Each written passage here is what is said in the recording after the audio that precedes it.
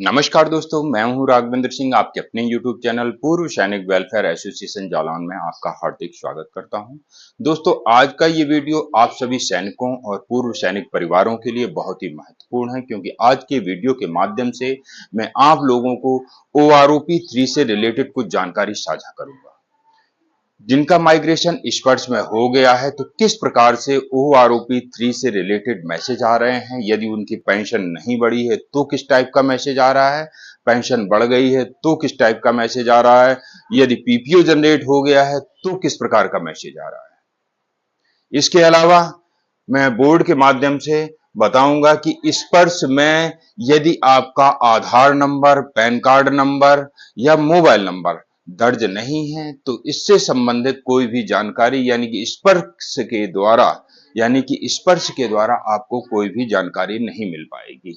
आखिर में मैं आप लोगों को बताऊंगा कम्यूटेशन के संबंध में कि कम्यूटेशन 15 सालों से कट रहा है और अभी भी लगातार कट रहा है, तो उसका क्या कारण है और कब तक कटता रहेगा, और अगर गलत तरीके से कट रहा है तो कैसे बंद करवाया जा सकता है। इसके अलावा पेंशनर्स हैं जिनको एसीपी का फायदा मिला हुआ है, यानी कि वो एसीपी के लिए एलिजिबल हैं। मान लीजिए 16 साल करके कोई नायक रैंक से रिटायर होता है, यदि यहां पर उनको एसीपी हवलदार का बेनिफिट नहीं मिल रहा है या एसीपी नायब सूबेदार का 24 साल में बेनिफिट नहीं मिल रहा है, तो किस प्रकार से हमारी टीम के माध्यम से उनकी शिकायत को उनके रिकॉर्ड ऑफिस तक पहुंचाया गया और उनकी समस्या का समाधान हो गया। वो लेटर भी आगे चल के मैं वीडियो के माध्यम से आप लोगों को दिखाऊंगा। दोस्तों, हमारे वीडियो के माध्यम से आज आप लोगों को बहुत ही महत्वपूर्ण जानकारी दी जाने वाली है। हो सकता है आपकी भी समस्या कुछ इस प्रकार की है, तो वीडियो में शुरू से अंत तक बने रहिएगा, क्योंकि आज के वीडियो में मैं आप लोगों को बहुत ही अहम जानकारी दे रहा हूं। वीडियो को स्किप बिल्कुल भी ना करें, वीडियो को ध्यान से देखें। दोस्तों, हमारे चैनल के माध्यम से अक्सर आप लोगों को अच्छी जानकारी और वेलफेयर से रिलेटेड जानकारियां दी जाती है। यदि आप हमारे चैनल से जुड़ना चाहते हैं या हमारी टीम से जुड़ना चाहते हैं, तो हमारे चैनल से जुड़ने के लिए चैनल को सब्सक्राइब कर सकते हैं।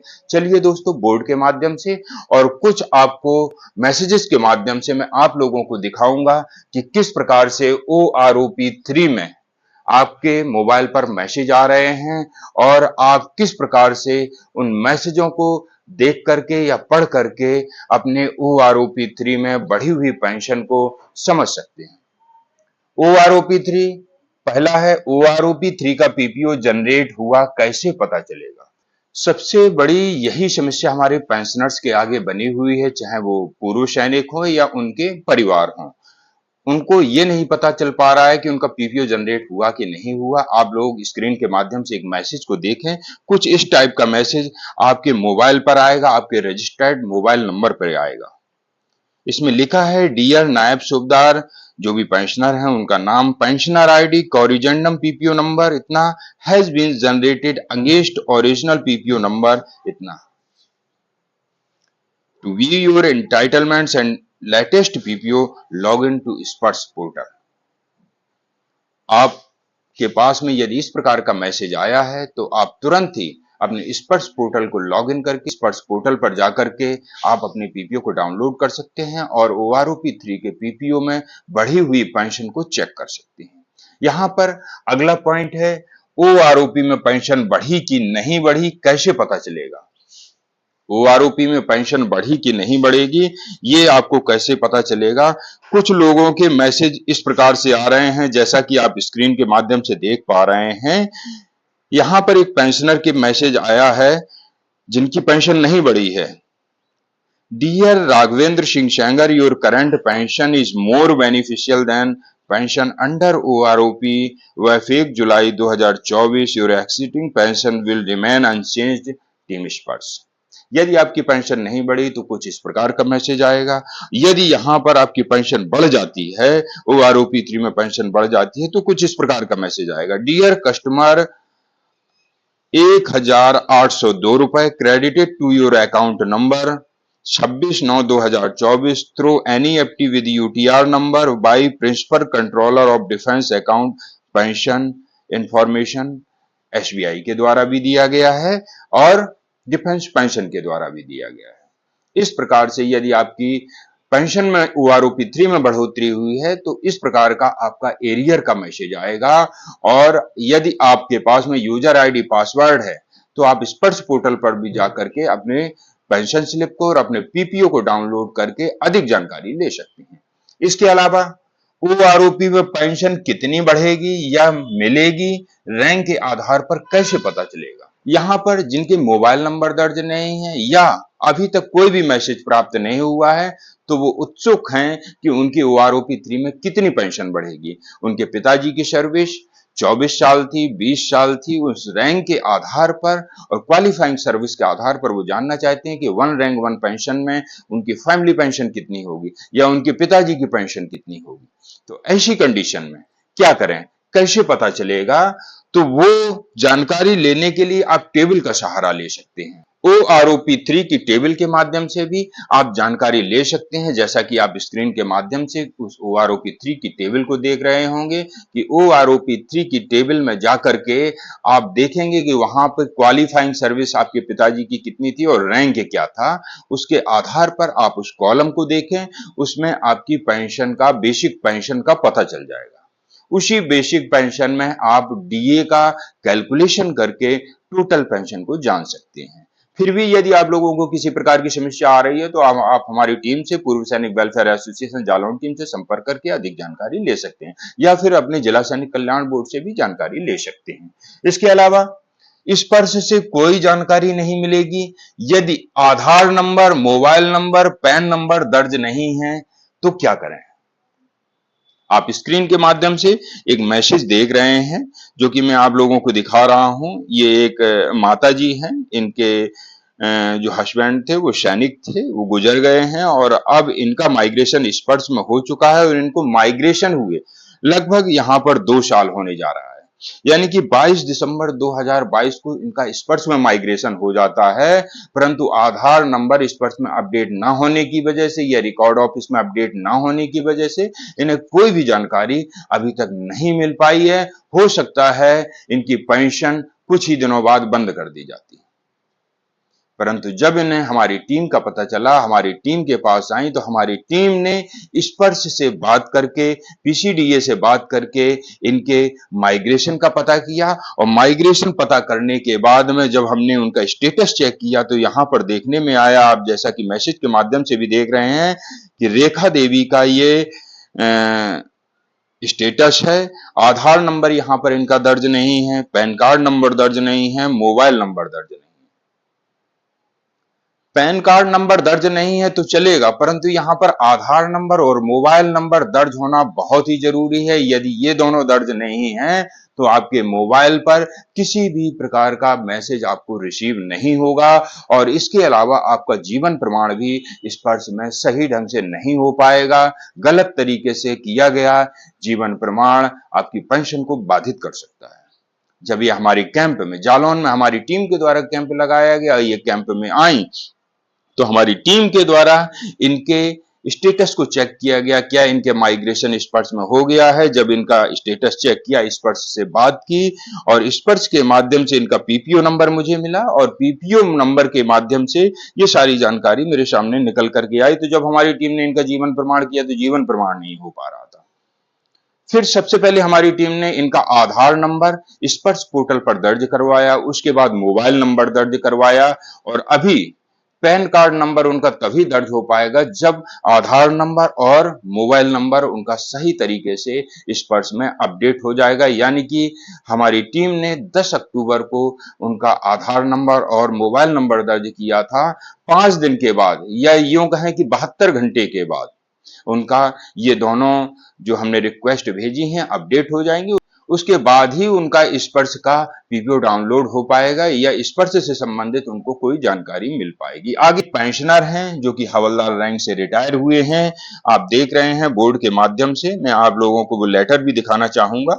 ये लेटर है अभिलेख बंगाल अभियंता समूह बंगाल इंजीनियर ग्रुप का लेटर है। इन्होंने लिखा है, किसको लिखा है, यहाँ पर पीसीडीए को लिखा है, स्पर्श को लिखा है।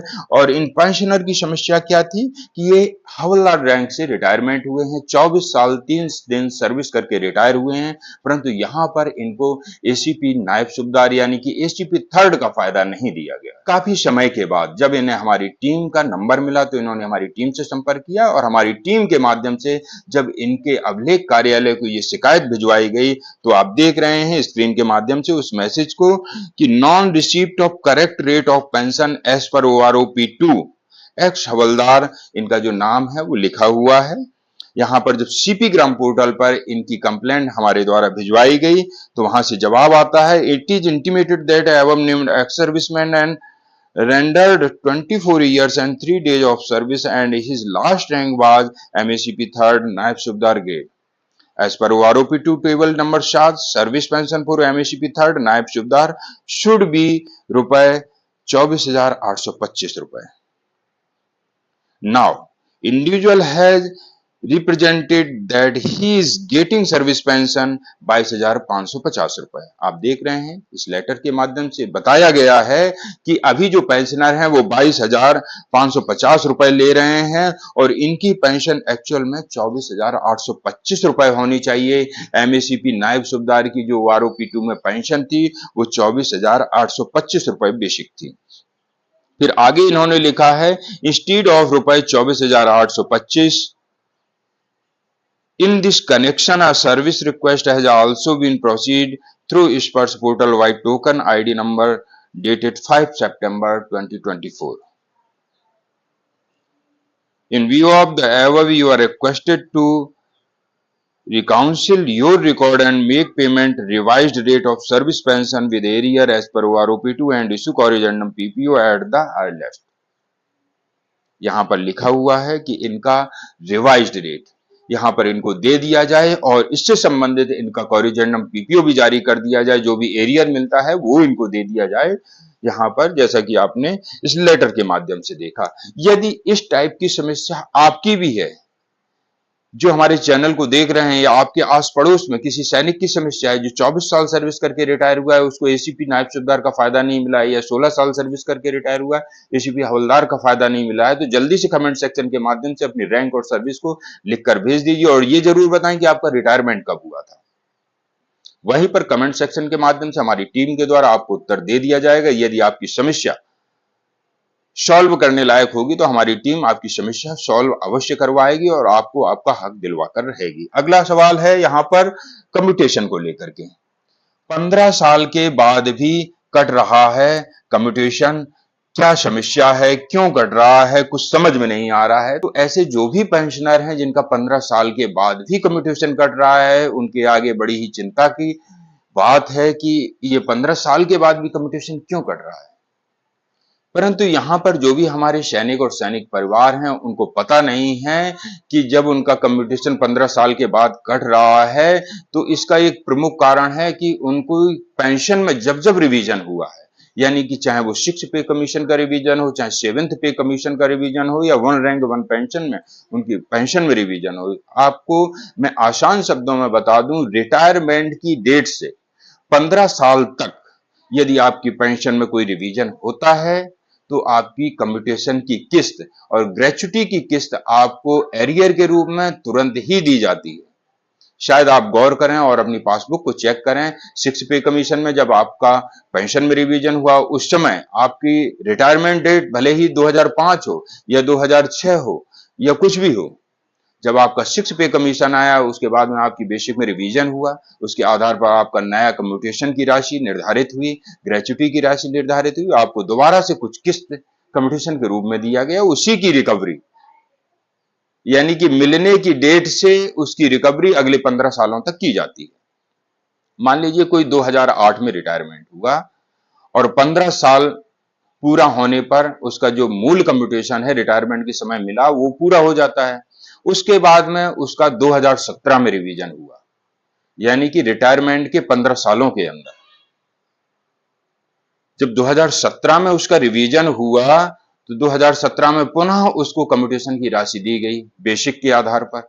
जब बेसिक बढ़ी तो वहां पर कम्यूटेशन की राशि भी बढ़ जाती है। उसी कम्यूटेशन की राशि को यहाँ पर अगले 15 वर्षों तक पीसीडीए के द्वारा काटा जाता है। आप स्क्रीन के माध्यम से देखें, वो मैसेज को मैं आप लोगों को दिखा रहा हूं। ये एक पेंशनर है, नायब सूबेदार हैं और इनका रिटायरमेंट 31 दिसंबर 2006 का है। देखो अभी मैं बता रहा था वही बात आ गई। इनका रिटायरमेंट 31 दिसंबर 2006 का है।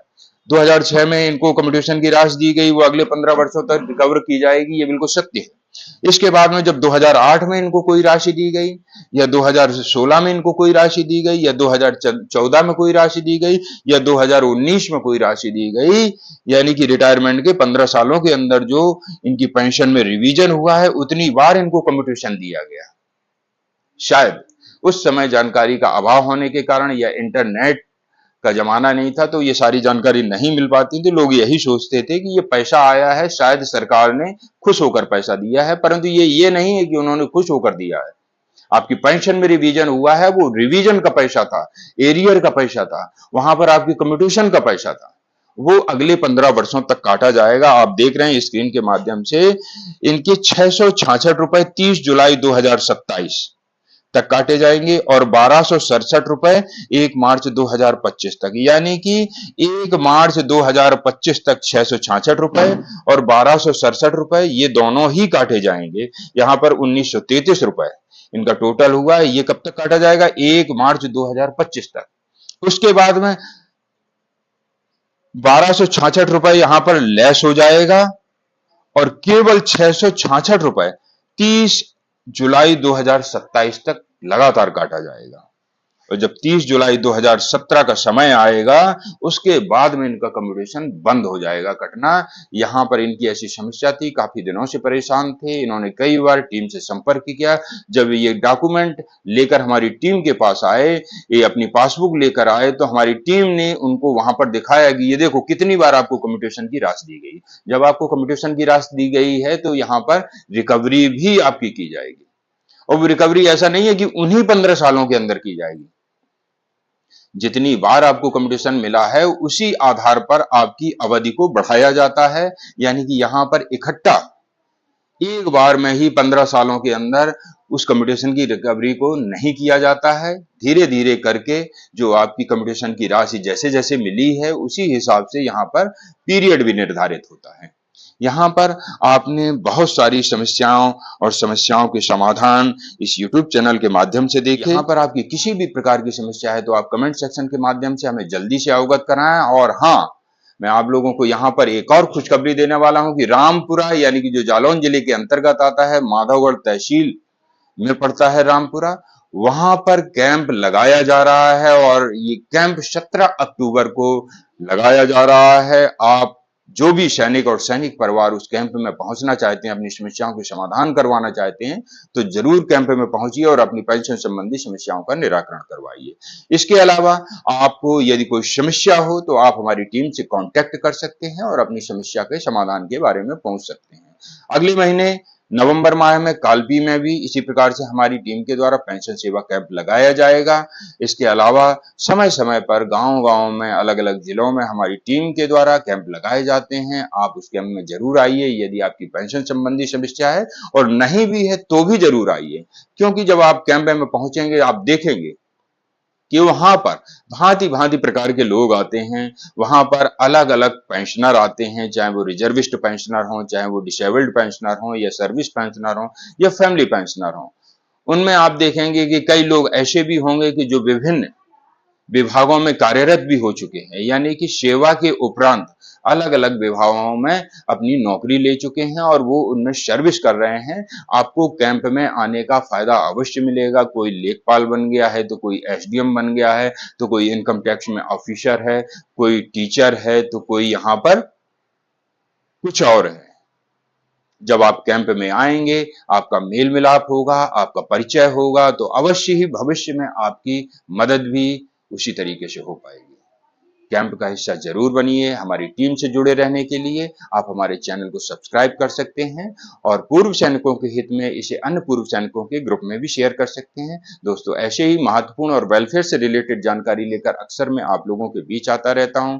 पुनः इसी यूट्यूब चैनल पर आपके समक्ष जल्दी ही हाजिर होऊंगा। तब तक के लिए जय हिंद, जय भारत।